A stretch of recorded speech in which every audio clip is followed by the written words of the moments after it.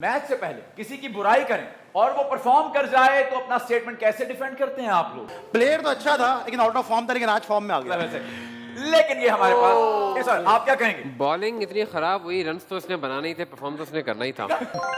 आज बॉलर ने अच्छी बॉलिंग नहीं की। ओके यार ये तो प्लेयर आउट ऑफ फॉर्म है और ये परफॉर्म करते सर उसने। एक आध मैच तो चल जाता, अगले मैच में देखेंगे।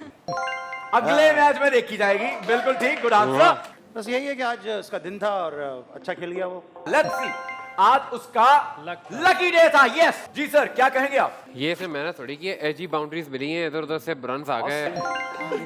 हेल्थी क्रिटिसिज्म जो हुआ है उससे वो मोटिवेट हुए हैं।